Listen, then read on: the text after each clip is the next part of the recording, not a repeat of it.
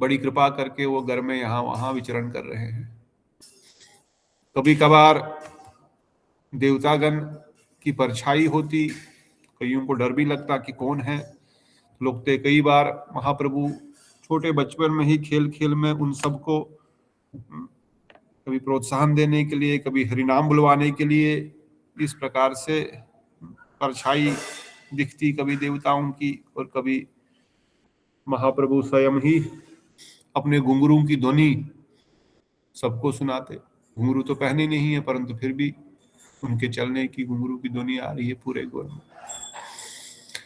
फिर देखा कैसे वो दो चोर महाप्रभु को लेकर के पूरी रात भागते रहे और सुबह उन्होंने निमाई को उनके घर में ही छोड़ दिया।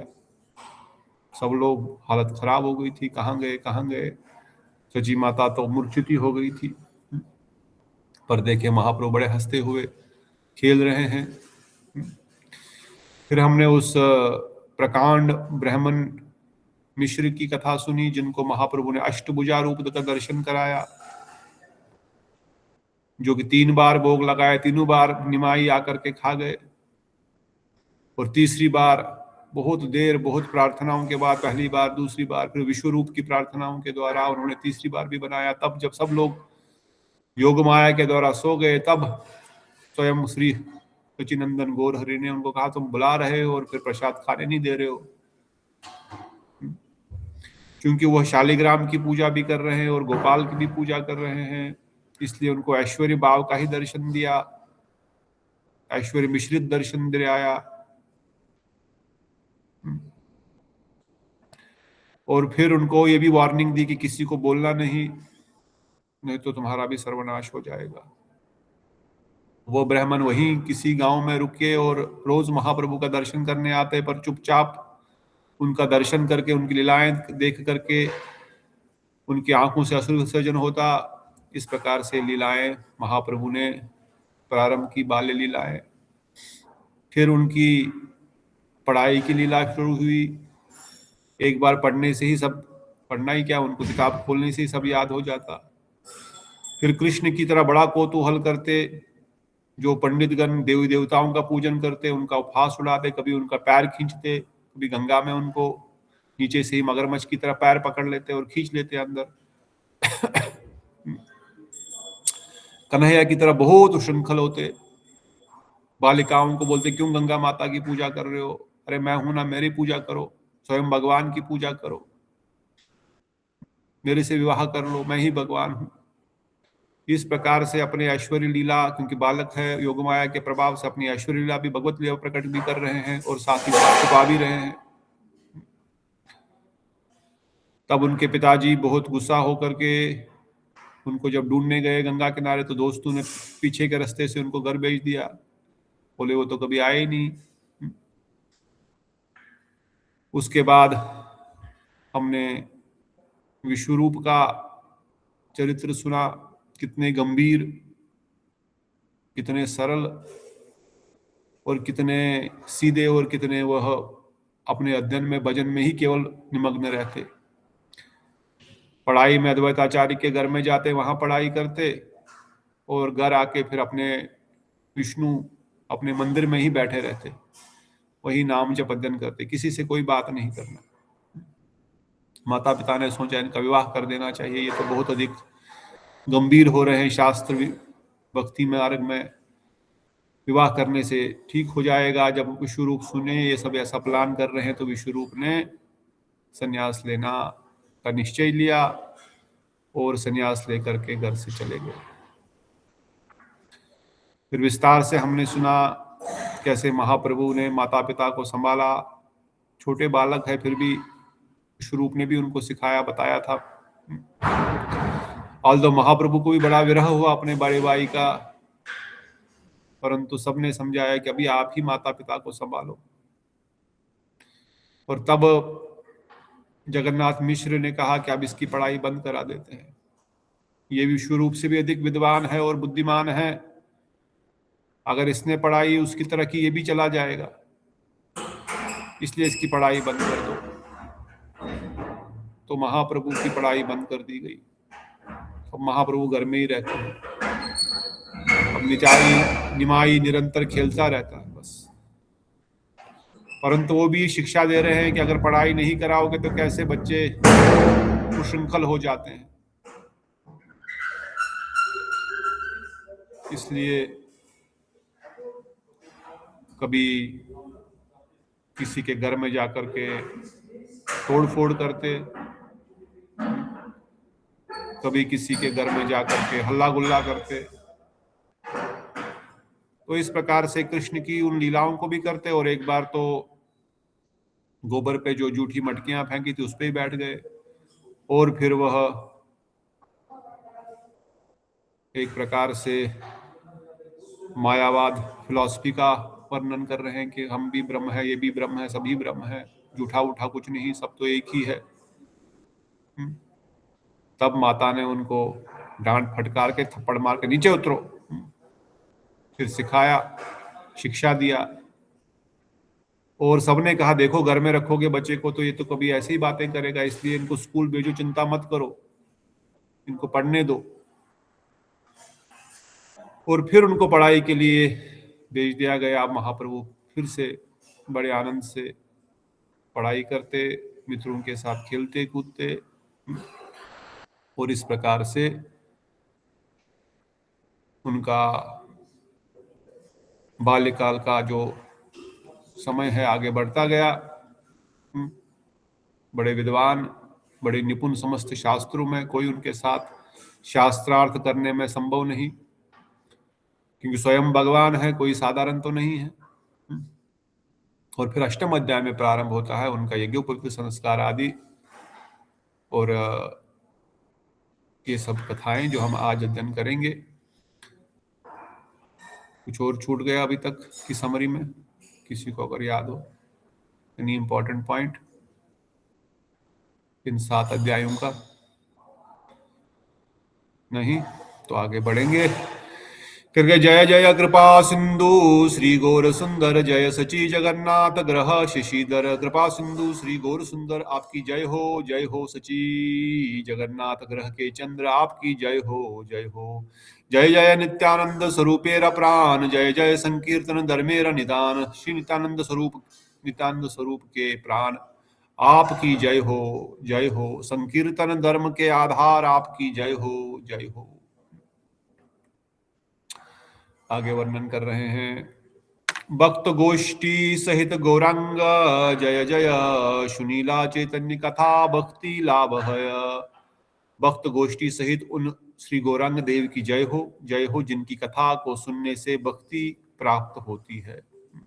हमने पीछे भी सुना, एक एक अध्याय में श्रील वृंदावन दास ठाकुर आशीर्वाद भी दे रहे हैं कि ये अध्याय सुनने से इस प्रकार का फल मिलेगा। विश्वरूप की संन्यास सुनने से आपके हृदय के समस्त कलमश संन्यास ले लेंगे, अर्थात दूर हो जाएंगे।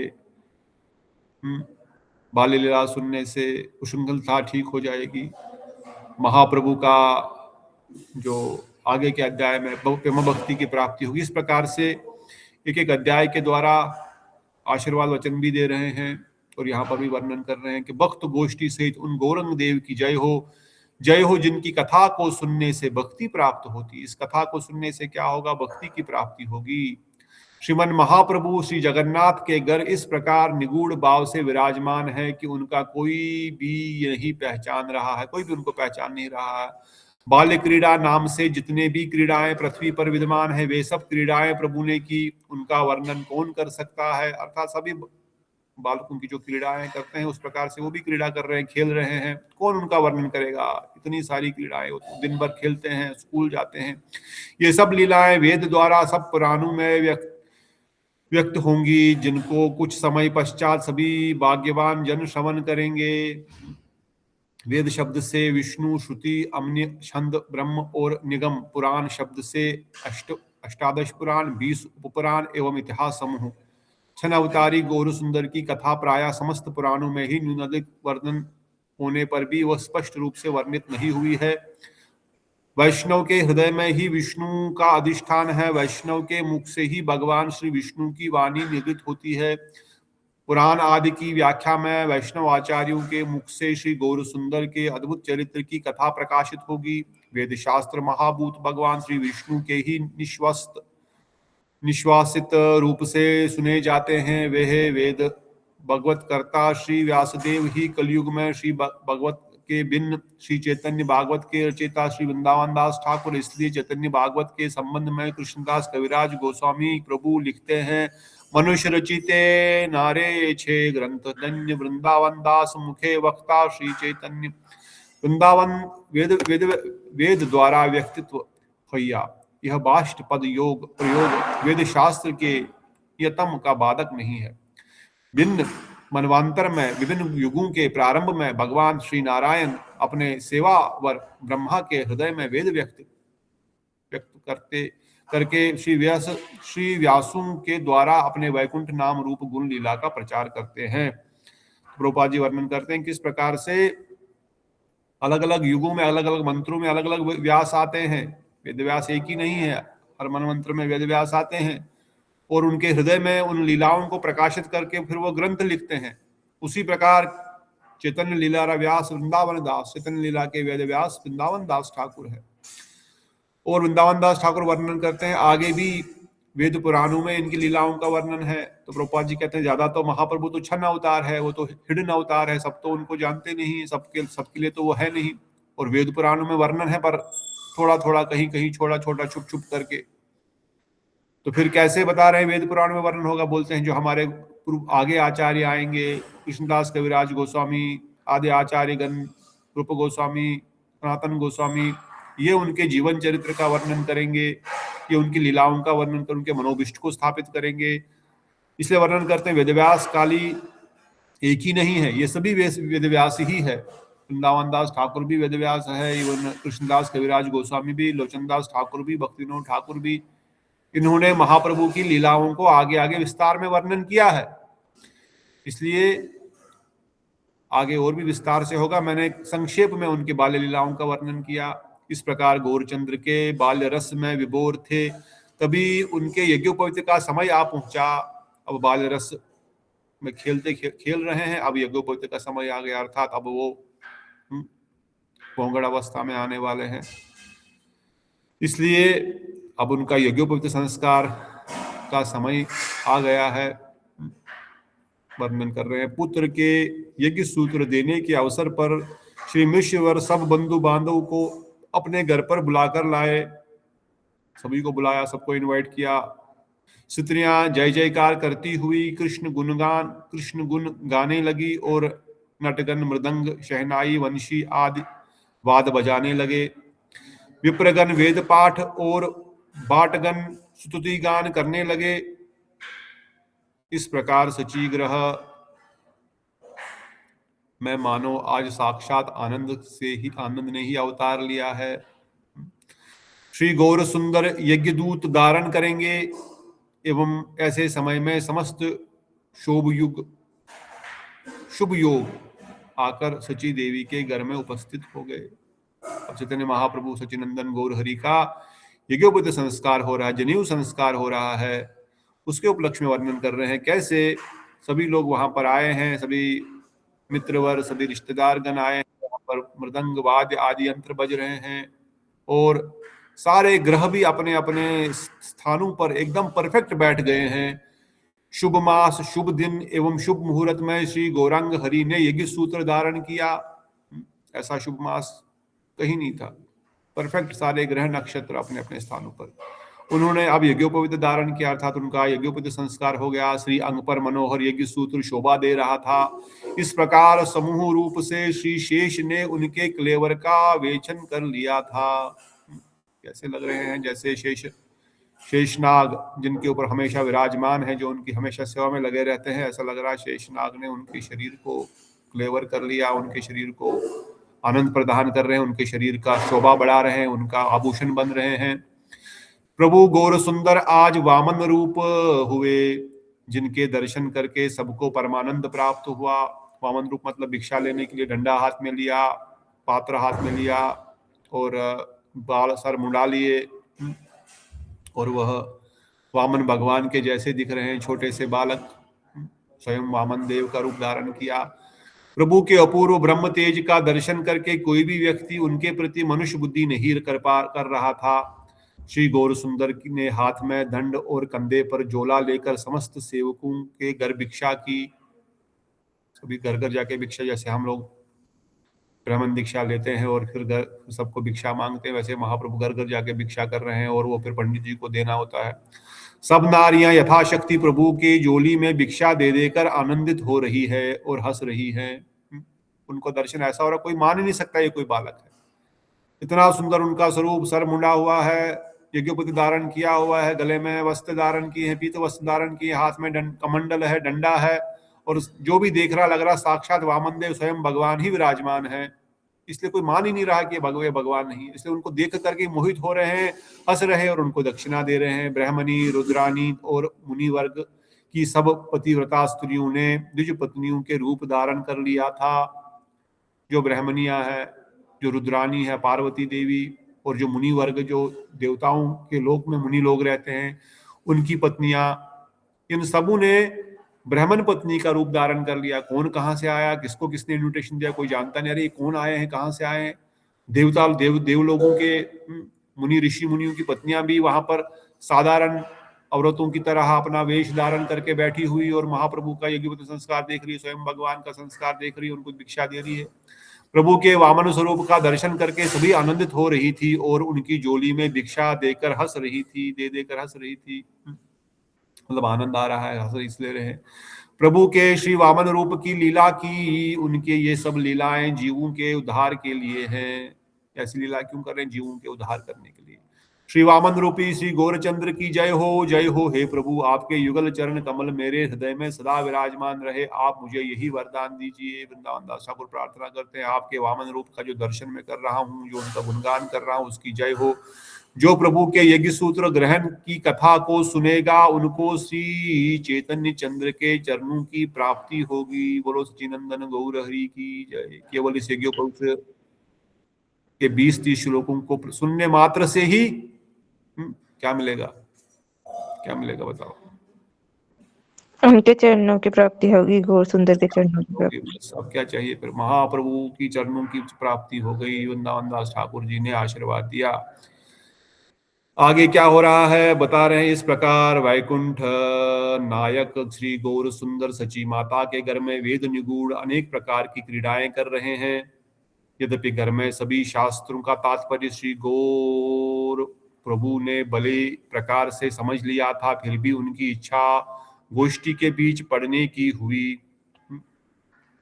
सबके साथ मैं जाकर के सबके साथ पढ़ूं। ऑल्दो वो सब जानते हैं, सब पढ़ चुके हैं, इसलिए बोलते हैं अब मैं जाकर के बड़ी क्लास में पढ़ूंगा। नवदीप में अध्यापक शिरोमणि श्री गंगादास पंडित निवास करते थे। अध्यापकों के शिरोमणि अर्थात सभी टीचरों के हेड, अर्थात प्रिंसिपल, अर्थात सभी अध्यापकों का जो सबसे विद्वान अध्यापक है वह श्री गंगादास पंडित नवदीप में उसमें विराजमान है। ये गंगादास पंडित के बारे में कश्यप गोत्र से गोत्रीय अवंतीपुर पूर्ववासी मुनि, इनके ही निकट से श्री बलराम और श्री कृष्ण ने संगोपनिषद, अखिल वेद रहस्य तथा धनुर्विद्या, धर्मशास्त्र, मीमांसा, तर्क विद्या, षड विद्या, राजनीति एवं चतुष्ट दिवस में चतुष्टपाष्ट कला सीखी थी। भगवान श्री कृष्ण ने जिस प्रकार से समस्त कलाओं को सीखा, किनसे सीखा था? कौन थे कृष्ण के टीचर, गुरु? सांदीपनि मुनि। सांदीपनि मुनि। तो गंगादास कौन हुए? सांदीपनि मुनि। गंगादास पंडित जो है सांदीपनि मुनि के ही अवतार है। तो सांदीपनि मुनि के पास जिस प्रकार श्री कृष्ण अपनी समस्त पढ़ाई कर रहे हैं, गंगादास पंडित के पास महाप्रभु सीख रहे हैं।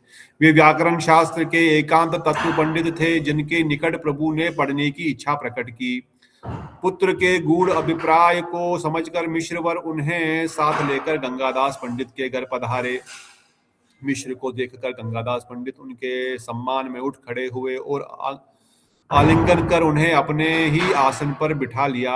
मिश्र ने कहा, पुत्र को मैंने आपको सौंप दिया है, अब आप ही इससे सब कुछ पढ़ाइए और सुनाइए। गंगादास ने कहा, ये तो मेरा परम सौभाग्य है, मुझे जितनी शक्ति है मैं इन्हें पढ़ाऊंगा। सरल है, कोई मीनिंग का आवश्यकता नहीं है। अपने शिष्य को देखकर गंगादास परम आनंदित हुए और उन्होंने अपने पुत्र तुल्य मानकर अपने पास ही रख लिया। कहते हैं गंगादास पंडित जो भी व्याख्या करते प्रभु एक बार सुनने मात्र से ही उसे धारण कर लेते। एक बार सुन लिया और उनको याद हो गया। धारण करना मतलब याद कर लेना, याद हो जाता। गुरु गंगादास जितनी व्याख्या करते प्रभु उनके उसको खंडन करके पुनः स्थापना कर दिया करते थे। गंगादास पंडित किसकी व्याख्या करेंगे, किसी श्लोक की, संस्कृत की, महाप्रभु उसको निमाई उसको खंडन करते, ये व्याख्या ठीक नहीं है, और उसकी अलग व्याख्या स्थापित करते, और थोड़ी देर में अपनी ही व्याख्या को खंडन करके पुनः उनकी व्याख्या को फिर से एस्टैब्लिश करते। इस प्रकार से वहां जो सहस्त्रों शिष्य पढ़ते थे उनमें से किसी को भी ये सामर्थ्य नहीं है कि प्रभु की व्याख्या में कोई दोष निकाल सके अथवा उनका खंडन कर सके। द्वारे दूषण दोषेर या खंडन करना। प्रभु की अद्भुत बुद्धि देखकर श्री गुरुदेव अत्यंत प्रसन्न हुए तथा उनको सर्वश्रेष्ठ शिष्य की पदवी देकर सम्मानित किया। Top most disciple. इतने शिष्य गंगादास पंडित के यहाँ पढ़ते, प्रभु उन सबको निरंतर निष्प्रभ करते रहते थे। मतलब इतने विद्वान कि कोई उनके सामने मुंह नहीं खोल सकता। उनकी व्याख्या को खंडन नहीं करेगा, खंडन करेंगे तो फिर वो खंडन करेंगे, फिर उसका मंडन करेंगे, फिर से उसका खंडन करेंगे, तो कोई भी उनके सामने कुछ बोल ही नहीं सकता। जब महाप्रभु बोलने लगेंगे तो सब भगवान बोल रहे तो कौन बोल पाएगा, स्वयं भगवान है, कोई साधारण थोड़ी है। श्री मुरारी गुप्त, श्री कमलाकांत, श्री कृष्णदास आदि कृष्णानंद आदि गोष्ठ के प्रधान छात्र थे। इस गोष्ठ, इस स्कूल में, इस ग्रुप में जो प्रधान छात्र है, जो इनके टॉप स्टूडेंट्स है गंगादास पंडित जी के, वो है मुरारी गुप्त, कमलाकांत, कृष्णानंद। ये उनके बड़े प्रिय छात्र, और यही महाप्रभु के बाद में मित्र भी हुए। मुरारी गुप्त का कथा आप सब जानते हैं। सवार चलाया प्रभु फांकी जिज्ञासा, शिशु ज्ञाने कहे किछु ना बोले हासिया। प्रभु उन सबको फिक्की काएं पूछकर उनको पराजित कर दिया करते। वे सभी सब प्रभु को बालक समझकर कुछ नहीं कहते और हंस देते। इस प्रकार प्रतिदिन पढ़ सुनकर प्रभु समवयस्क सखाओं के साथ गंगा स्नान करने चले जाते। नवदीप में विद्यार्थियों का अंत ही नहीं था। वे सभी दोपहर तक पढ़कर फिर गंगा स्नान करने के लिए चले जाते थे। इतने विद्यार्थी, हमने पहले भी सुना था कि नवदीप में उस समय Vidyanagar was the top most place of education. इसलिए इतने सारे शिष्य, इतने सारे लोग पढ़ने आ रहे हैं। कौन है, कितने लोग आ रहे हैं, कब जा रहे हैं, सेकंड शिफ्ट, थर्ड शिफ्ट में पढ़ाई होती जा रही है। तो आगे आगे पढ़ाई कैसे चल रही है, कोई पढ़ना चाहते हैं तो आपका स्वागत है। मैं पढ़ती हूँ प्रभु जी। पढ़िए, शाबाश। मुझे बाल्यावस्था में ये तो हाँ, एक अध्यापक के, वो तो आपने पढ़ लिया था। एक अध्यापक के हजारों शिष्य थे। वे सब एक दूसरे के साथ सदैव लड़ते झगड़ते रहते थे। बाल्यावस्था में प्रभु का स्वभाव अति चंचल था। ऐसे विद्यार्थियों के साथ झगड़ा करते रहते थे। विद्यार्थियों में से कोई कहता, तुम्हारे गुरु की क्या महिमा है? उत्तर में कहता, मुझको देखकर ही मेरे गुरु को जान लो। इस प्रकार धीरे धीरे परस्पर गालियां शुरू हो जाती, फिर एक दूसरे पर पानी उछालना और रेत मिट्टी फेंकना।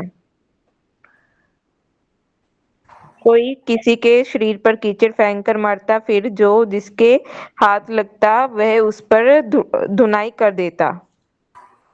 कोई राजा की दुहाई देकर किसी को पकड़ लेता और कोई किसी को मारकर गंगा के दूसरे किनारे पर भाग कर जाता। सब विद्यार्थी इतना उद्यम मचाते थे कि संपूर्ण गंगा जल, बालू और कीचड़ से मलिन हो जाता था। अतः ना तो ही नारियां जल भरने पाती थी और ना ब्राह्मण आदि साधुगण गंगा स्नान ही कर पाते थे। प्रभु विशंबर राय बड़े चंचल थे। वे इस प्रकार चंचलता करते हुए गंगा के प्रत्येक घाट पर पहुंच जाया करते थे। प्रत्येक घाट पर विद्यार्थियों का कोई अंत नहीं था और प्रभु की कलह करने के लिए प्रत्येक स्थान पर पहुंचे जाते थे। वे एक घाट से दूसरे घाट पर तैरते हुए पहुंचते थे और प्रत्येक घाट पर 2 या 4 घड़ी क्रीड़ा करते रहते थे। विद्यार्थियों में जो सर्वप्रधान विद्यार्थी थे वे प्रभु से पूछता, तुम झगड़ा क्यों करते हो? तुम्हारे मन में जो हो सो हमसे पूछो, तब मालूम पड़ेगा कि किसमें कितनी बुद्धि है। देखे वृत्ति, पंजी, टीका का यथार्थ तत्व कौन जानता है? प्रभु ने कहा, अच्छा अच्छा, यही बात ठहरी। तुमसे जिसके मन में जो हो वे मुझसे पूछो। किसी ने कहा, इतना अहंकार क्यों करते हो? प्रभु बोले, जो तुम्हारे मन में हो सो पूछो ना। तब किसी विद्यार्थी ने कोई एक विशेष धातु सूत्र उठाकर प्रभु से कहा, इसकी व्याख्या करो। प्रभु बोले, अब मैं इस सूत्र की व्याख्या करता हूँ, मन लगाकर सुनो। सर्वशक्ति संवित प्रभु ने सूत्र की ऐसी व्याख्या की जो सर्वथा संगत और प्रमाण सिद्ध थी। प्रभु की व्याख्या को सुनकर सब लोग उनकी प्रशंसा करने लगे। तब प्रभु फिर बोले, सुनो, अब मैं इसी का खंडन करता हूँ। फिर जितनी व्याख्या की थी उस सब को दोष युक्त दिखाकर प्रभु ने कहा, देखो अब किसमें बल है कि जो पुनः इसे स्थापित कर सके। सभी शास्त्र मन ही मन बड़ा आश्चर्य करने लगे। प्रभु ने फिर कहा, सुनो, अब की बार इस खंडित व्याख्या की पुनः स्थापना करता हूँ। जय कहकर श्री गौर सुंदर ने पुनः ऐसी व्याख्या की जो सब प्रकार से सुंदर थी और कहीं भी कोई दोष ना था। इस प्रकार सब प्रमुख विद्यार्थियों ने आनंदित होकर प्रभु को आलिंगन बद्ध कर लिया। सब विद्यार्थियों ने निवेदन किया, आज तुम घर जाओ, कल हम लोग जो पूछे उसका उत्तर देना। इस प्रकार श्री वैकुंठनाथ प्रतिदिन गंगा के जल में विद्या रस के खेल खेलते। इसी अद्भुत क्रीड़ा के लिए सर्वज्ञ बृहस्पति ने अपने शिष्यों के साथ नवद्वीप में जन्म लिया। इधर है प्रभु बालक। प्रभु बालकों के साथ जल क्रीड़ा करते और क्षण क्षण तैर कर गंगा के उस पार तक चले जाते। पूर्व काल में यमुना में श्री कृष्णचंद्र के जल विहार को देखकर गंगा ने भी अपने मन में उस बहुत प्रकार की कामनाएं की थी। यद्यपि गंगा ब्रह्मा शिवादि द्वारा सदैव वंदित है, तब भी वे यमुना के सौभाग्य की वांछा करती रहती थी। भक्तजनों की वांछा पूर्ण करने वाले कल्पतरु स्वरूप श्री गौर सुंदर प्रभु निरंतर गंगा की इच्छा पूर्ण करने लगे। श्री गौर चंद्र गंगा के जल में आनंद पूर्वक नाना प्रकार की क्रीड़ाएं करके घर लौटते रहते। घर पहुंचकर प्रभु यथाविधि श्री विष्णु का पूजन करके तुलसी में जल देते और तब भोजन करते। प्रभु भोजन मात्र करके उसी क्षण तुरंत पुस्तक लेकर निर्जन स्थान में जा बैठते। प्रभु स्वयं सूत्रों की टिप्पणी करते। सर्वदेव शिरोमणि प्रभु उस समय अपने को विद्या रस में बुलाए रखते। मिश्र महाशय अपने पुत्र को विद्या रस में इस प्रकार मगन देखकर आनंद से निमग्न रहते। अब रात दिन आनंद के अतिरिक्त उन्हें और भी कुछ अनुभव नहीं होता था। जगन्नाथ मिश्र के पुत्र के मुख को देख देखकर दिन प्रतिदिन अनिर्वचनीय सुख प्राप्त करते। जगन्नाथ मिश्र अपने पुत्र श्री गौर के रूप रस का पान करके ऐसे तन में रहते कि मानो उन्होंने सशरीर सायुज्य प्राप्त कर लिया हो। राइट में अथवा मिश्र के लिए सायुज्य की कौन सी बड़ी वस्तु थी? वे तो केवल औपाधिक सुख है। वे उस सायुज्य आदि सुख को भी बहुत ही तुच्छ मानते थे। इस पर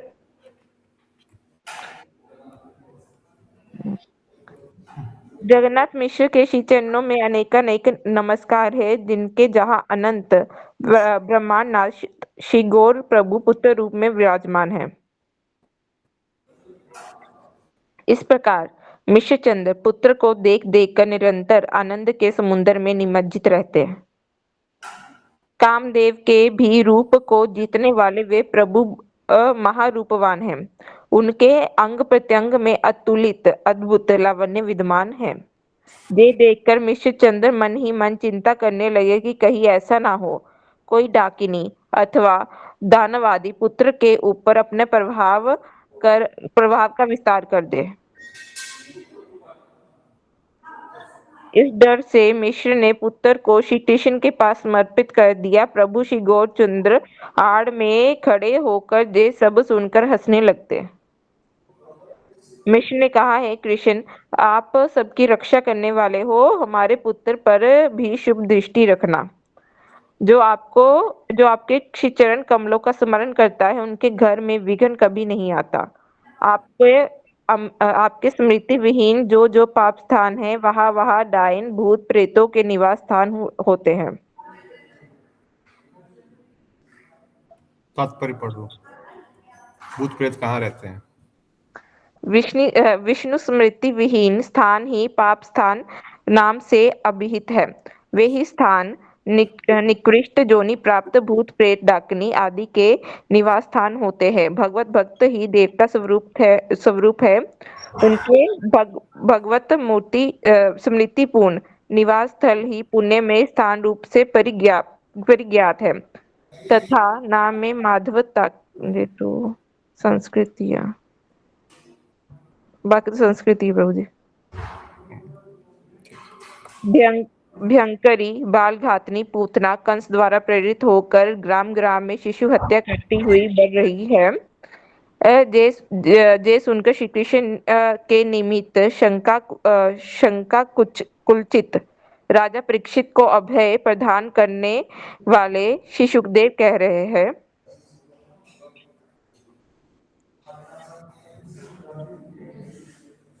आगे ये जो पढ़ना है अनुवाद जो तथ्य अनुवाद ही पढ़ लो बस। यज्ञ आदि सब कर्म अनुष्ठान आदि में प्रवृत्त जन जिस स्थान पर भक्त पालक भगवान श्री कृष्ण के रक्ष आदि विघ्नों का विनाश करने वाले श्रवण कीर्तन आदि भक्ति अंगों का अनुष्ठान नहीं करते, उस स्थान पर राक्षसी गण अपने प्रभाव का विस्तार करती है।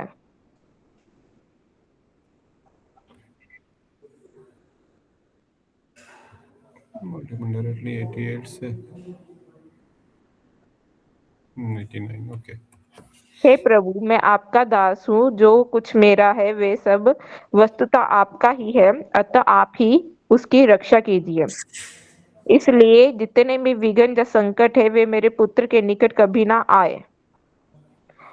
जही वर जगन्नाथ मिश्र निरंतर दोनों हाथ उठाकर एकाग्र चित्त से श्री कृष्ण से मांगते रहते थे। देववश एक दिन मिश्रवन ने एक स्वप्न देखा जिससे उनके हर्षित मन में विषाद उत्पन्न हो गया। स्वप्न के बाद उठने पर वे स्तव पाठ करते हुए दंडवत प्रणाम करने लगे और बोले, हे गोविंद, निमाई मेरे घर में ही रहे। हे कृष्ण, मैं आपसे केवल यही वरदान मांगता हूँ कि निमाई गृहस्थी होकर घर में ही रहे। ये वचन सुनकर शची देवी अति विस्मित होकर मिश्र से पूछने लगी, हे पतिदेव, आप अकस्मात से ये सब वर क्यों मांग रहे हो? मिश्र ने कहा, आज मैंने ऐसा स्वप्न देखा है कि निमाई ने शिखा मुंडन करवा लिया है। उसने ऐसा अद्भुत सन्यासी वेश धारण कर रखा है कि कुछ कहा ही नहीं जाता। वे मुझसे से निरंतर कृष्ण कृष्ण बोलता हुआ कभी हंसता है, कभी रोता है और कभी नाचता है। श्री अद्वैताचार्य आदि जितने भी भक्त हैं वे सभी निमाई को चारों ओर से घेर कर कीर्तन कर रहे हैं। कभी निमाई श्री विष्णु सिंहासन पर जा बैठता है और अपने चरण उठाकर सब भक्त वृंद के सर पर रखता है।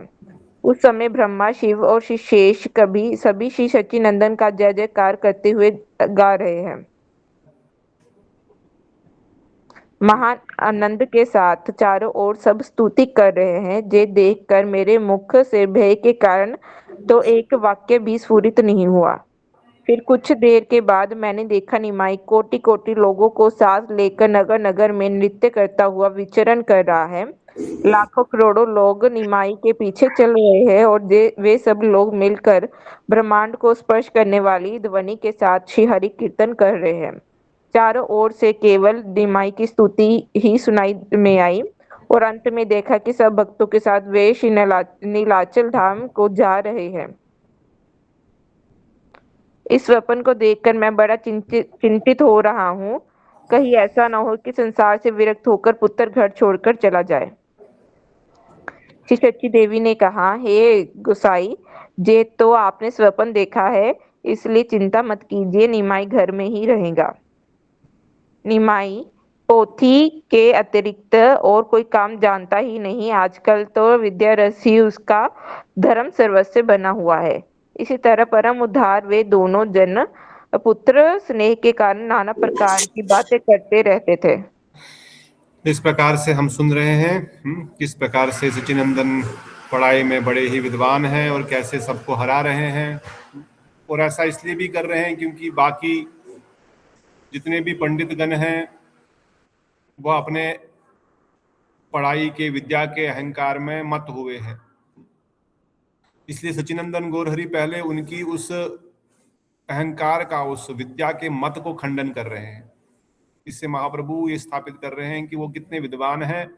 और बाद में जब वो भक्ति की व्याख्या करेंगे और भक्ति के लिए सबको प्रेरित करेंगे तो वो सब उनकी उन बातों को सुने और उनका पालन करें। इसलिए जो जड़ता और जो भोग और जो केवल कामनाओं की ही प्रवृत्ति चारों ओर फैल रही थी, इसलिए महाप्रभु निमाई, क्योंकि एक गंगादास पंडित ही नहीं टीचर है वहां पर, बजा दो, घंटी बज गई प्रसाद की भी। तो गंगादास पंडित ही एक टीचर नहीं, वहां पर बहुत सारे पढ़ाने वाले टीचर है, बहुत सारे, बहुत बहुत अलग अलग, और ऐसे हजारों स्कूल वहां पर है। से निमाई क्या करते हैं, अपना पढ़ाई पूरा करके हाफड़े में चले गए दूसरे स्कूल के बच्चों के पास। उनको वहां पकड़ के बोलते हैं, बताओ क्या सीखा आपने। जो सीखा उसका खंडन कर देते और बोलते इसका खंडन करो। फिर अपना कुछ पॉइंट बोलते बोलते इसको कोई खंडन करके दिखाए। फिर गंगा क्रॉस करके दूसरे साइड पहुंच जाते, गंगा के अलग एक और किनारे पे। फिर उनके स्कूल में जाते, उनको बोलते बताओ। तो कुछ लोग आप इनका अहंकार क्यों कर रहे हो, आप क्यों सबको चैलेंज करते रहते हो। तो बोलते ठीक है, तुम अपना दिखाओ, फिर तुम अगर जानते हो तो तुम्हारे टीचर में अगर तुमको सिखाया है तो मेरी बात का प्रूव करो, मैं गलत हूं, मैं सही नहीं हूं। तो इस प्रकार हर स्कूल में, हर घाट पे जाकर के, जहां पर कोई स्नान कर रहा है, कोई बालक लोग पढ़ाई कर रहे हैं, कोई रट रहे हैं अपने व्याख्याओं को, अपने ग्रामर को, अपने वहां पर जाकर के सबको हरा देते। और कई जगह तो कई पंडित आपस में लड़ाई कर रहे हैं, पंडित मतलब ये बच्चे लोग, गंगा का पूरा पानी मैला कुचैला हो रहा, सब एक दूसरे पानी फेंक रहे हैं। तो महाप्रभु निमाई बाल लीला का पूरा आनंद ले रहे हैं। कृष्ण लीला में जो उन्होंने अपने लीलाओं का आनंद लिया यमुना किनारे, इस बार गंगा देवी, क्योंकि उस समय उनकी लीलाओं को आनंद नहीं ले सकी, इसलिए गंगा देवी को महाप्रभु ने उस समय सचिनंदन के रूप में, श्री कृष्ण ने कहा था मैं सचिनंदन रूप में आकर के आपके तट पर भी खूब खेलूंगा और आपको भी वही आनंद प्रदान करूंगा। इसलिए महाप्रभु निरंतर गंगा स्नान में निमग्न रहते और गंगा किनारे किनारे उन सब भक्तों को पकड़ते, उन भक्तों को नहीं, उन सब पंडितों को पकड़ते, उनको हराते, अपनी ही व्याख्या का खुद खंडन करते। और पूरे नवद्वीप में, जो पूरे नवद्वीप ही नहीं, जो कि पूरा विश्व का या पूरे भारतवर्ष का पढ़ाई का सबसे टॉप मोस्ट स्थान बन चुका है, सब लोग सबसे बड़े से बड़े विद्वान वहां पर है, उन सब विद्वानों को परास्त करके महाप्रभु पढ़ाई में निमाई, चारों ओर से उनकी व्याख्या, उनकी ख्याति हो गई। और ये देख करके सचिनंदन गौरहरि की इस व्याख्या को, इस विद्वता को जगन्नाथ मिश्र को घबरा जाते, कहीं कोई नजर न लग जाए, कहीं कोई डायन न उनको पकड़ ले। और महाप्रभु देख करके हंसते, अरे मुझे क्या डायन पकड़ेगी। इसलिए उनको सपने में आकर के अपना सारा दर्शन भी दिखा दिया, उनका अपना स्वरूप दिखा दिया, मैं संन्यास लूंगा, प्रचार करूंगा, सब लोग नृत्य करेंगे। और उनको डर लग रहा, नहीं ये भी कोई विश्वरूप की तरह कहीं संन्यास न ले ले। इसलिए भगवान को प्रार्थना करते, मेरी एक ही प्रार्थना है, इसकी रक्षा करना, इसको ठीक से रखना, इसको संन्यास नहीं लेना देना, ये घर में ही रहना चाहिए। सची माता को बोल रहे मैंने ऐसा ऐसा सपना देखा। वो बोले अरे चिंता क्यों करे, तो स्वप्न है, कोई बात नहीं। क्योंकि चिंता है, जिस प्रकार से नंद बाबा को, यशोदा मैया को वात्सल्य रस में कन्हैया की बहुत चिंता रहती है, तो यहाँ पर सची माता और जगन्नाथ मिश्र स्वयं यशोदा मैया और नंद बाबा के रूप में अपने वात्सल्य रस को आनंद लेते हुए कृष्ण को, अबिन सचिनंदन गौर हरि, उनको अपने वात्सल्य रस का रसास्वादन करा रहे हैं। कहते हैं ऐसे ही कुछ दिन इस नाशवान जगत के साथ, नाशवान जगत में रहकर जगन्नाथ मिश्र अपने नित्य शुद्ध शरीर के साथ अंतर्ध्यान हो गए। कुछ समय बीता, सची माता ने उनको आश्वासन दिया, चिंता मत करो, गृहस्थ में जाएगा। पर कुछ समय बीता, वो जगन्नाथ मिश्र जो है वह भगवत धाम चले गए। उन्होंने स्थान छोड़ दिया, अर्थात अपने नित्य स्वरूप में वापस गोलोक धाम चले गए। मिश्र के विजय पर प्रभु ने ऐसा विलाप किया जैसे रामचंद्र ने दशरथ महाराज के अंतर्धान होने पर किया था। श्री गौरचंद्र के प्रेम आकर्षण का निवारण। कोई पढ़ना चाहता? एक मिनट प्रभु जी, बस ऊपर करना। विजय पर क्या लिखा था? विजय प्रयान निर्यान। अच्छा, ये तो बता रहे हैं कि किस प्रकार से जब रामचंद्र जी ने जो दशरथ महाराज के जाने पर जिस प्रकार से विरह किया था, वही विरह गौर सुंदर ने भी अपने पिताजी के अंतर्ध्यान पर किया। विरह में, वियोग में दशरथ विजय रामायण के अयोध्या कांड का वर्णन किया गया है। और तो नहीं को पढ़ना चाहता है? कुछ और श्लोक होंगे 10, 15, 20। अगर नहीं तो कहते हैं, अगर है तो पढ़िए। गौर सुंदर चंद्र के प्रेम आकर्षण का निवारण करने अति कठिन है, इसलिए ही सची देवी के जीवन की रक्षा हो सकी। सब कथा के विस्तार पूर्वक वर्णन करने में बहुत दुख होता है, इसलिए इस लीला का वर्णन मैं संक्षेप में ही किया है। नंददास ठाकुर कहते हैं कितना उस समय दुखित हुए वह, स्वयं भगवान अपने पिताजी से विरह, सची माता का जगन्नाथ मिश्र से विरह, इसको वर्णन करने में बड़ा दुख हो रहा है। इसलिए वृंदावन दास ठाकुर बोल रहे हैं मैं इसका वर्णन ज्यादा नहीं कर रहा हूँ। इस प्रकार आप गौरहरि अपनी जननी के साथ पितृ शोक का संवरण करते हुए अपने स्वरूप को छुपाकर रहने लगे। बालक निमाई को पितृहीन देखकर सची माता अब पुत्र सेवा के अतिरिक्त अन्य कोई कार्य नहीं करती। सची माता एक घड़ी के लिए भी श्री गौरचंद्र को नहीं देखती गए तो उन्हें उनके दोनों नेत्रों में अंधेरा छा जाता और वह मूर्छित हो जाती। अगर थोड़े समय के लिए भी वो अपने पुत्र को नहीं देख रही थी तो उनको आंखों में आंसू आ जाते, वो अंधेरा छा जाता। प्रभु भी निरंतर माता पर प्रीति रखते और हर समय सांत्वना पूर्वक वचन कहकर उनको आश्वासित करते रहते। भगवान निमाई भी उनको आश्वासित करते, चिंता मत करो माता, मैं आपके साथ हूँ। प्रभु कहते माता सुनो, तुम मन में कुछ भी चिंता मत करो, जब मैं हूं तो सब कुछ तुम्हारे पास है। संसार में जो वस्तु ब्रह्मा एवं शिव के लिए भी दुर्लभ कही जाती है, वह मैं तुम्हारे अनायास ही लेके दूंगा। सची देवी श्री गौर सुंदर के श्रीमुख को देखते हुए अपने देह की स्मृति तक नहीं रहती थी, फिर दुख कैसे रह सकता था। उनका केवल मुखारविंद देखते ही सची माता खुश हो जाती, आनंदित हो जाती। और महाप्रभु बोल रहे हैं अरे माता तुमको जो चाहिए मैं लाके दूंगा। संसार ब्रह्मा शिव भी जो नहीं दे सकते मैं लाके दे सकता हूँ तुमको बोलो तुमको क्या चाहिए, तुम किसी चीज की चिंता मत करो।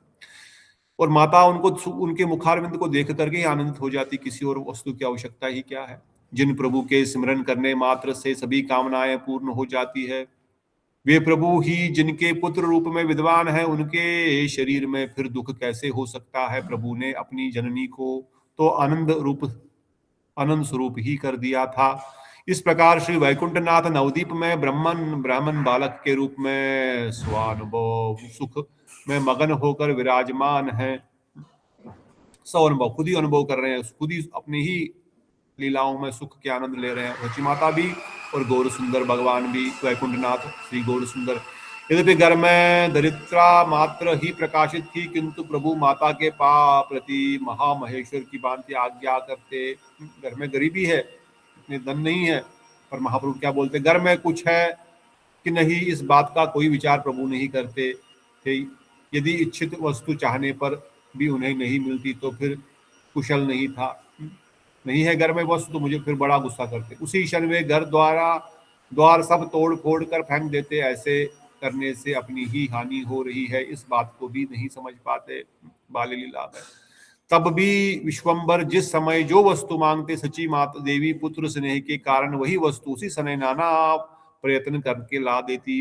एक दिन प्रभु जब गंगा स्नान को जाने लगे तो उन्होंने माता से तेल और आंवला की मांग की एवं फिर बोले, मुझे दिव्य माला तथा चंदन भी ला दो। आज गंगा स्नान करके मेरी इच्छा गंगा पूजन की है। माता ने कहा, वत्स ध्यान देकर सुनो, तुम तनिक ठहरो, मैं अभी माला लाए देती हूँ। इतनी बात सुनते ही सचिनंदन क्रोध से के मूर्तिमान रुद्र रूप बन गए। अब तुम माला लाने जाओगी? इतना कहते ही क्रुद्ध होकर निमाई घर में घुस गए। तुम अभी माला लाओगी और फिर दोगी? मैं वेट करूंगा। यहाँ घर में जितने गंगा जल के कलश रखे थे, क्रोधवश प्रभु ने उन सब को तोड़ फोड़ कर दिया। घट नाम के छोटे छोटे जितने भी पात्र घर में थे, इच्छामय भगवान ने उन सबको तोड़ फोड़ दिया। तेल, घी, दूध, चावल, रुई, दान, नमक, बिड़िया तथा दाल मूंग सब घर में इधर उधर बिखेर दिया। घर के छीकू के क्रोधवश अपने खींच खींच कर प्रभु ने छोटे छोटे टुकड़े करके फेंक दिया। घर में वस्त्र आदि जो कुछ मिला उन सबको उन्होंने दोनों हाथों से चीर फाड़ कर खंड खंड कर दिया। घर में सब कुछ तोड़ फोड़ डालने पर भी कुछ भी शेष नहीं बचा। तब प्रभु का क्रोधवेश घर के प्रति उन्मुख हो गया। लोन लवन शब्द आदि का प्राकृतिक अपभ्रंश। खान खान खंड शब्द से उत्पन्न टुकड़ा टुकड़ा। दोनों हाथों में लठिया लेकर वह घर के ऊपर मारने लगे। इतना साहस किसी में भी नहीं कि प्रभु को मना करे। कितना क्रोध, रुद्र के समान क्रोध इसका वर्णन कर रहे हैं। घर द्वार सब तोड़ फोड़ कर डालने के पश्चात पितृ वृक्ष को देखकर उसी के ऊपर दोनों हाथों से लाठियां मारने लगे। इतने पर भी जब प्रभु को क्रोध शांत नहीं हुआ तो अंत में उन्होंने पृथ्वी पर इतनी लाठियां बरसाई जिनकी तो कोई गिनती नहीं। सची माता ऐसे शंकित होकर स्थित थी मानो घर में एक कोने में महाभय से डर कर उन्होंने अपने आप को छिपा रखा है। धर्म संस्थापक और सनातन धर्म स्वरूप प्रभु ने क्रोध वेश में भी अपनी कभी माता के ऊपर हाथ नहीं उठाया। प्रभु इस प्रकार का क्रोध अनेक बार प्रकाशित कर चुके थे, परंतु कभी भी उन्होंने माता को नहीं मारा। सब कुछ तोड़ फोड़ने के पश्चात प्रभु अंत में आकर क्रोधवश लोटपोट होने लगे। गौर प्रभु के स्वर्ण कांति वाले श्री अंग धूलि से दूषित हो गए, जिससे वे महाशोभा को प्राप्त हो गए। वस्तुतः प्रभु के ये सब चरित्र अवर्णनीय है। महाप्रभु गौर सुंदर कुछ समय धूलि में लोटपोट होते रहे, फिर स्थिर होकर चुपचाप सो गए। उसी अवस्था में वैकुंठपति ने योग निद्रा के प्रति दृष्टि की एवं पृथ्वी के ऊपर आराम से सो गए। शेष के का श्री विग्रह जिनकी शैया है और लक्ष्मी जिनके चरणों का निरंतर सेवा करती रहती है। चारों वेद जिन प्रभु का अन्वेष करते हैं, वे ही प्रभु सची के आंगन में शयन कर रहे हैं। जिनके एक एक लोमकूप में अनंत ब्रह्मांड निवास करते हैं, जिनके सेवक सृष्टि स्थिर प्रलय आदि कार्य को करते हैं और ब्रह्मा शिव आदि जिनके ध्यान में निमग्न रहते हैं, ऐसे प्रभु सची देवी के आंगन में सो रहे हैं। इस प्रकार महाप्रभु को सेवानुभाव सर में स्थित ही सोते हुए देखकर सभी देवता भी कांपते, रोते और कभी हंसते। कुछ क्षणों में सची देवी ने माला मंगवा ली और गंगा पूजा की जव सामग्री पुत्र को सामने रख दी। फिर धीरे धीरे सची देवी पुत्र के श्री अंगों से अपने हाथों से धूलि छाड़कर उठाने लगी। माता ने कहा, वत्स उठ जाओ, उठो, देखो ये लो माला और जाकर अपनी इच्छा अनुसार गंगा पूजन करो। मेरे वत्स, जो कुछ तुमने नष्ट भ्रष्ट किया वह सब अच्छा ही हुआ। ये सब विपद तुम्हारी आपत्ति विपत्तियों को लेकर चला जाए। गौर सुंदर जननी के इस वाक्य को सुनकर हृदय में लज्जित होते हुए गंगा स्नान के लिए चले गए। इधर सची देवी समस्त ग्रह की परिष्कार करके रसोई तैयार करने का उद्योग करने लगी। यद्यपि प्रभु ने इतनी हानि की तब भी सची देवी के चित्त में तनिक भी दुख नहीं था। जिस प्रकार गोकुल नगर में यशोदा ने श्री कृष्ण की अनेक प्रकार की चंचलता को सहन चिंताओं को सहन किया था, उसी प्रकार जन्म माता सची देवी भी गौर सुंदर की सभी चंचलताओं को निरंतर सहन करती रहती। भगवान ने जितनी भी चंचलता में क्रीड़ाएं की है, उनका मैं कितना वर्णन कर सकता हूँ, कितना वर्णन कर पाएंगे। बहुत चंचल है, स्वयं कृष्ण है तो कृष्ण की चंचलता तो रहेगी ये। उन सबको सची माता ने तन मन वचन से उसी प्रकार सहन किया जिस प्रकार पृथ्वी सब कुछ सहन करती है। कुछ समय में क्रीड़ामयी भगवान महाप्रभु गंगा स्नान करके घर लौट आए। प्रभु ने विष्णु पूजा करके तुलसी में जल दिया और फिर भोजन करने के लिए बैठ गए। भोजन करने करके प्रभु का मन प्रसन्न हुआ। इसके बाद वह आचमन करके पान चबाने लगे। तब सची माता धीरे धीरे कहने लगी, वत्स इतना नुकसान तुमने किस लिए किया? अब माँ समझा रही, तुमने क्यों किया? छोटा बालक है, कोई बड़ा नहीं है, अभी अभी यज्ञोपवीत हुआ, 8 साल 9 साल 10 साल छोटे से बालक के रूप में है, परंतु स्वयं भगवान है, क्रोधवश रुद्र रूप धारण करते हैं और ये लीलाएं भी कर रहे हैं, बाल्य लीलाएं, माता को भी प्रसन्न करने के लिए और अपने आनंद को भी बालक के रूप में आनंद लेने के लिए। पर अब माता पूछ रही, तुमने क्यों ऐसा किया? घर द्वार द्रव्य जो कुछ है सब तुम्हारा ही है, जो हानि हुई वह भी तुम्हारी ही हुई, इसमें मुझे क्या लेना देना? अभी तुम कहोगे मैं पढ़ने जा रहा हूँ, घर में तो कुछ संबल है ही नहीं, कल तुम क्या खाओगे बताओ? उन्हें सब तोड़ फोड़ दिया, सब फेंक दिया, अब घर क्या खाओगे? जननी के वचनों को सुनकर प्रभु हंसे और कहने लगे, हे माता, पालन पोषण करने वाले तो एकमात्र श्री कृष्ण है, वे ही पालन करेंगे।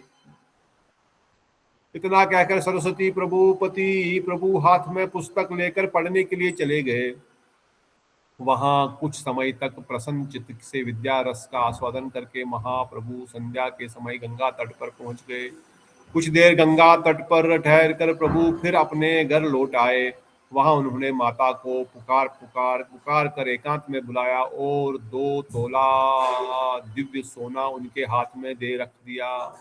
2 तोला सोना ला के दिया माता को।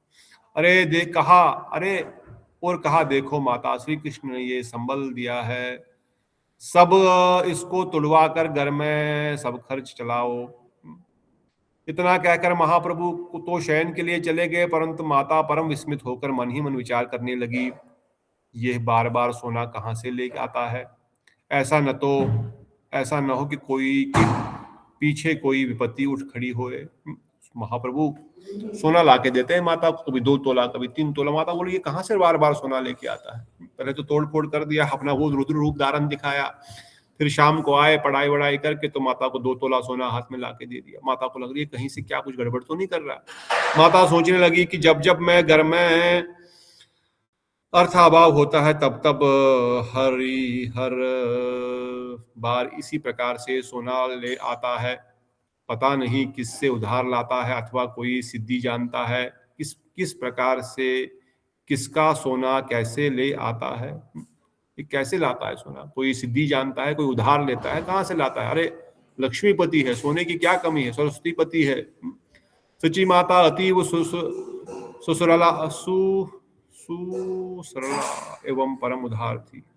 सुसरल, बहुत सरल है, परम उधार है। वे बार बार उन स्वर्ण खंडों को तुड़वाने के लिए देने पर भी डरती रहती। वो डरती थी अगर इसको तुड़वाएं तो लोग बोलेंगे कहाँ से लाया सोना, एक ब्राह्मण के घर में इतना सोना आया कहाँ से? सची माता उस व्यक्ति को जो स्वर्ण तोड़ने जाता था समझाकर कहती, पहले इस स्वर्ण को 10-5 जगह देखा देना, फिर तोड़वाना, कहीं नकली तो नहीं है। इस प्रकार सर्व सिद्धियों के ईश्वर श्रीमन महाप्रभु गुप्त भाव से नवदीप में अवस्थान कर रहे हैं। प्रभु एक क्षण के लिए भी हाथ न से पुस्तक को न छोड़ते हैं तथा छात्र गोष्ठ में प्रत्यक्ष कामदेव के समान शोभा पा रहे हैं। किताब हाथ से छोड़ते नहीं है, निरंतर अपनी पढ़ाई करते रहते हैं। उनके ललाट पर सुंदर उर्ध्व तिलक सुशोभित हो रहा है और सिर पर अति मनोहर घुंघराले केश झिलमिला रहे हैं। वे ब्रह्म तेज से के मूर्तिमान स्वरूप है। उनके कंधे पर यज्ञोपवीत शोभित है। श्रीमुख हास्य मय एवं प्रसन्न है, तथा दंत पंक्तियां दिव्य है, दोनों नेत्र कमल की भांति अद्भुत है, और श्री अंग पर त्रिकच वस्त्र विलक्षण शोभा दे रहे हैं। महाप्रभु का कितना सुंदर स्वरूप है। अभी बालक पोगड़ अवस्था में है, बालक बड़े हो रहे हैं।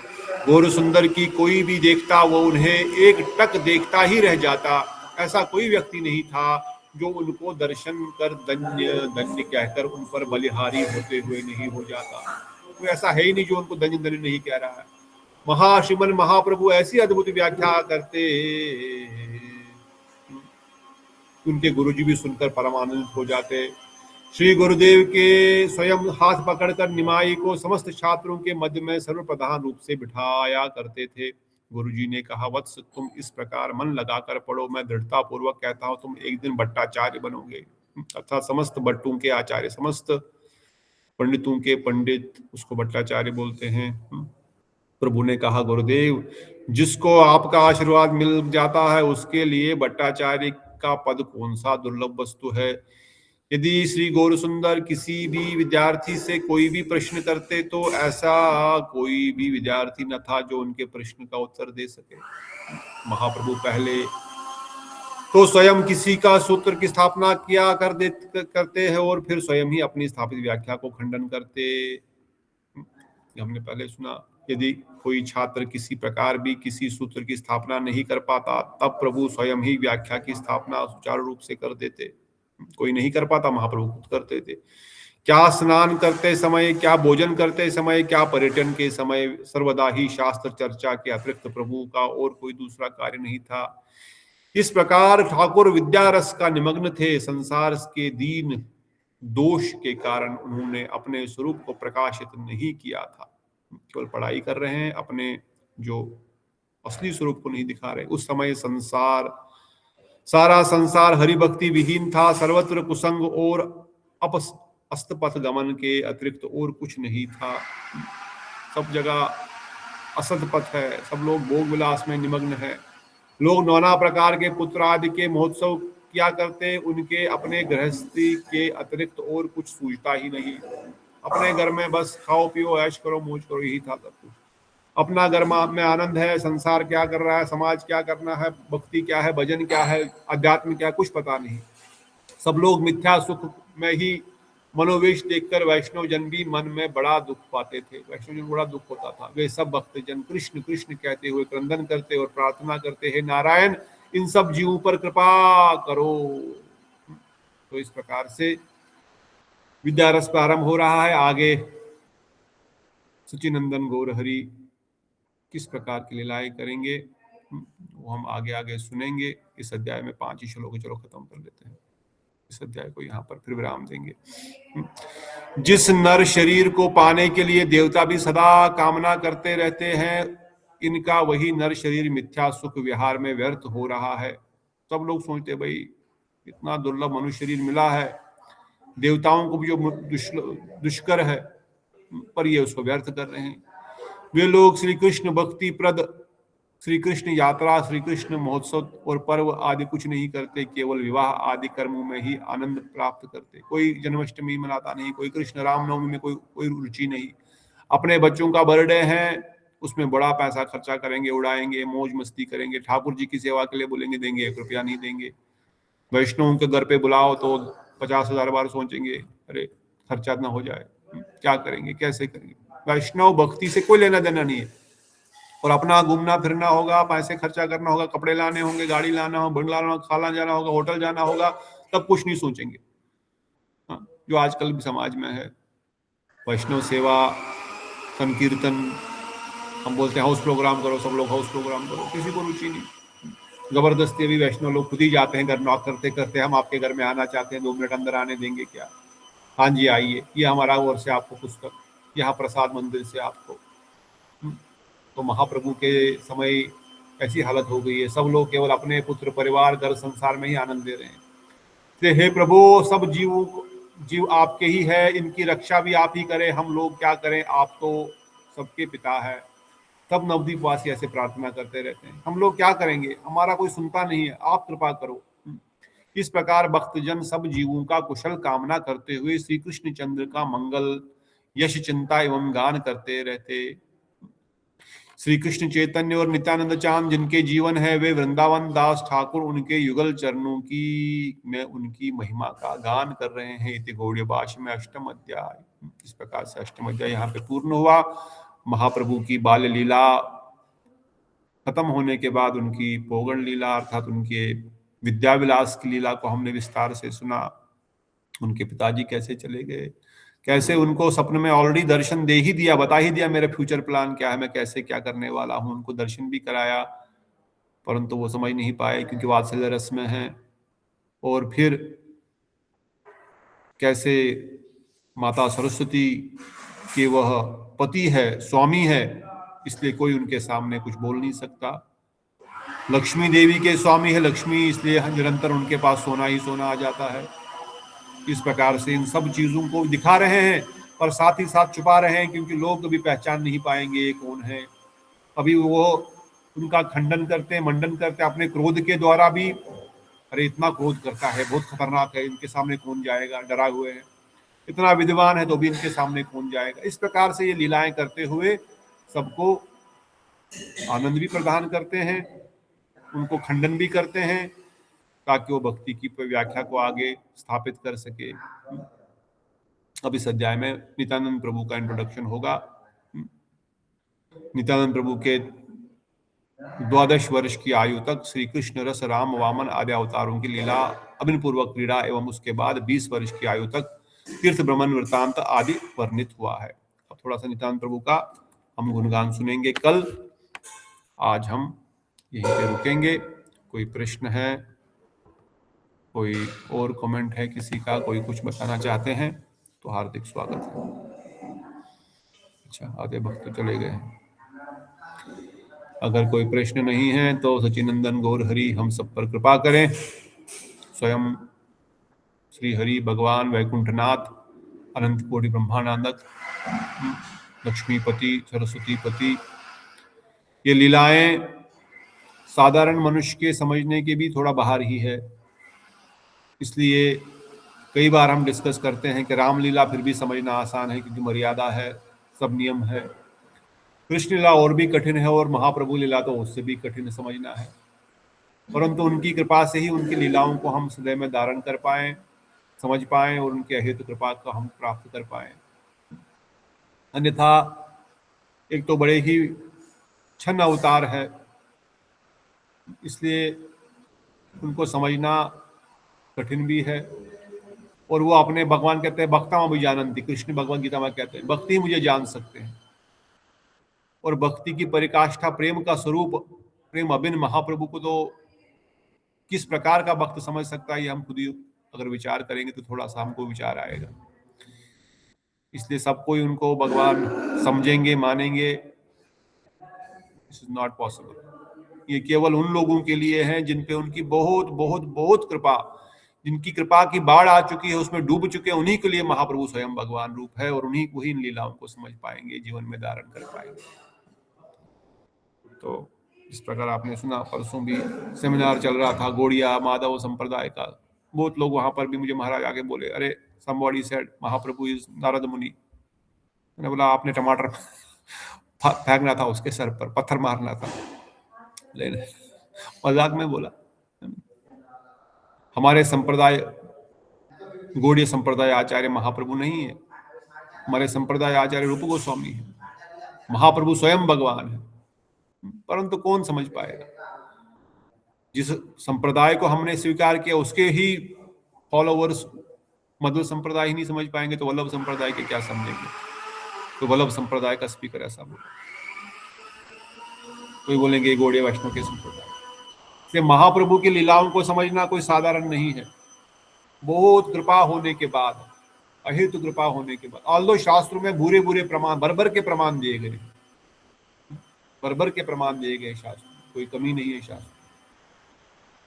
परंतु हाँ, आज समाज में वैष्णवों के प्रति भी सम्मान नहीं करता, दूसरे संप्रदाय का क्या करेगा? इसलिए समहा और अदर अगर हम सिमिलरिटीज को ही उदित करते हुए उन पे ही चलें तो वो भी बहुत है। कम से कम जो कॉमन प्लेटफॉर्म है, कॉमन ग्राउंड है, वहां पर एक दूसरे का सम्मान करते हुए, कम से कम वैष्णव संप्रदाय या सभी सनातनी भी उस चीज को ही अपनाए तो ठीक है। अंदर के भाव और जो मूड है वो तो अलग अलग हो सकते हैं, वो अलग अलग रसों में भी इतना विभाग है, तो फिर ऑब्वियसली उसमें डिफरेंसेस होंगी। तो जो अच्छी अच्छी चीजें हैं वो हमको ध्यान रखनी है।